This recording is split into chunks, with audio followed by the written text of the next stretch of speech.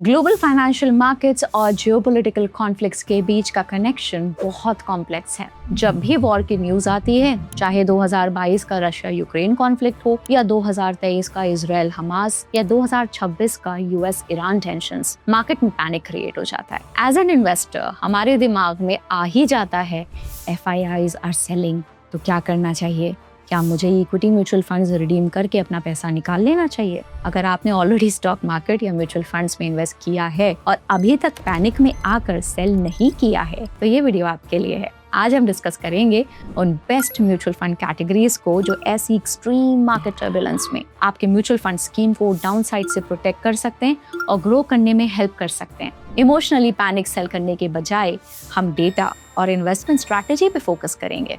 जी हाँ, आगे बढ़ने से पहले you know the drill, video को लाइक करिए, चैनल को सब्सक्राइब कर लीजिए सो दैट ऐसे इंसाइटफुल वीडियोस आपसे कभी मिस ना हो।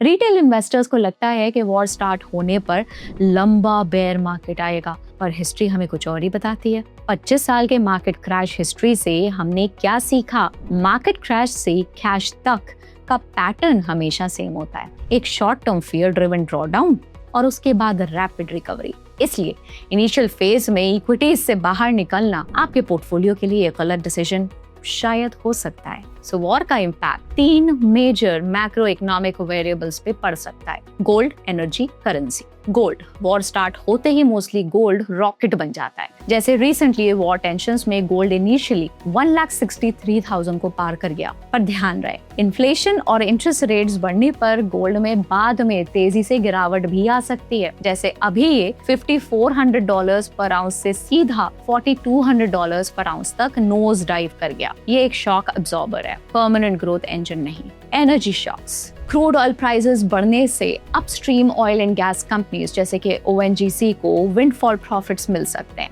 और अच्छे डिविडेंड्स आ सकते हैं। Currency, USD, INR। जब फॉरेन इंस्टीट्यूशनल इन्वेस्टर्स यानी कि FIIs इंडियन स्टॉक मार्केट से पैसा निकालते हैं, रुपी US डॉलर के मुकाबले गिरता है। इसका सबसे बड़ा फायदा उन म्यूचुअल फंड्स को हो सकता है जिनका एक्सपोजर एक्सपोर्ट ओरिएंटेड बिजनेसेस में है, क्योंकि डेप्रिशिएटिंग रुपी इनके एक्सपोर्ट प्रॉफिट मार्जिन्स को बढ़ा सकता है। अब जानते हैं कौन सी म्यूचुअल फंड कैटेगरीज हैं जो वॉर टाइप सिचुएशन के लिए आपके पोर्टफोलियो को स्टेबिलिटी प्रोवाइड कर सकते हैं। Multi asset allocation funds. अगर आप वॉलेटिलिटी को अपने आप मैनेज नहीं करना चाहते तो multi asset allocation funds better option हो सकते हैं। सेबी रूल्स के मुताबिक इन्हें मिनिमम 10% इक्विटी, डेट और गोल्ड सिल्वर जैसे कमोडिटीज में इन्वेस्ट करना मैंडेटरी है। जब क्राइसिस आता है, लोग सेफ हेवन एसेट्स जैसे कि गोल्ड एंड सिल्वर की तरफ जाते हैं। Multi asset allocation funds automatically इन गेन्स को हार्वेस्ट करके सस्ती इक्विटी खरीद सकते हैं। इनफैक्ट मल्टी एसेट मॉडल ने हिस्टोरिकली निफ्टी 500 के मुकाबले डाउनसाइड रिस्क को काफी कम किया है। ये हैं top 3 multi asset allocation funds based on 10-year returns और उनके रिस्क एडजस्टेड मेट्रिक्स।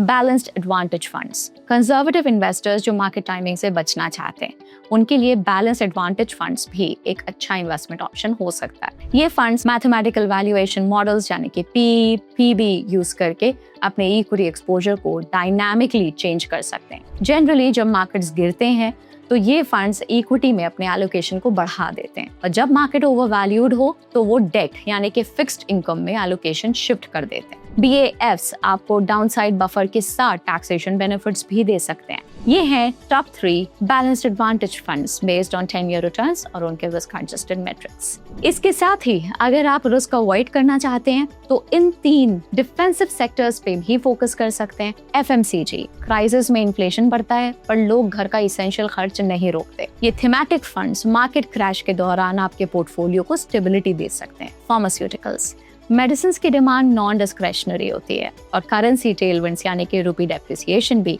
इनको फायदा पहुंचाती है, इसलिए फार्मा सेक्टर फंड्स भी एक बेटर ऑप्शन हो सकते हैं। Utilities and dividend yield, IT और टेक स्टॉक शायद AI डिसरप्शन और इंटरेस्ट रेट्स की वजह से प्रेशर फील करें, पर यूटिलिटीज हाई डिविडेंड यील्ड दे सकते हैं।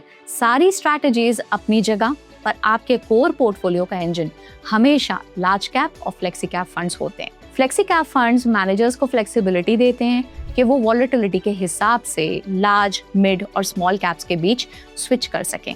सही माइंडसेट सिंपल है, invest with patience, expect volatility और कभी भी अनरियलिस्टिक एक्सपेक्टेशंस मत रखिए।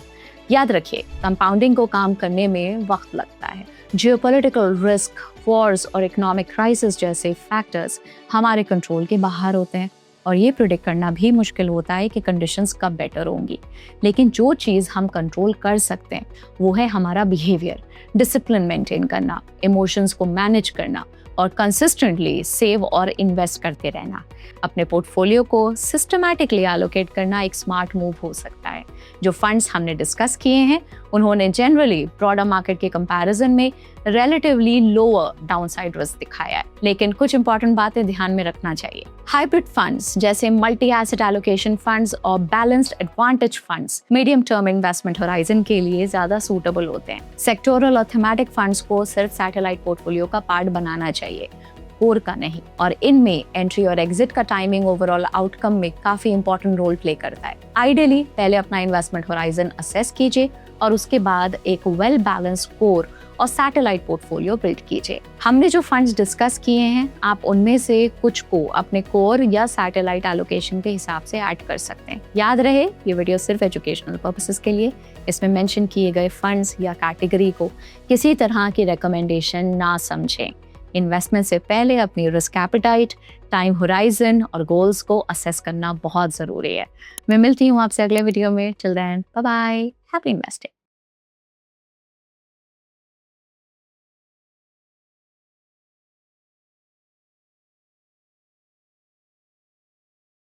Investment in securities market are subject to market risks. Read all the related documents carefully before investing. Please read the risk disclosure documents carefully before investing in equity shares, derivatives, mutual fund, and or other instruments traded on the stock exchanges.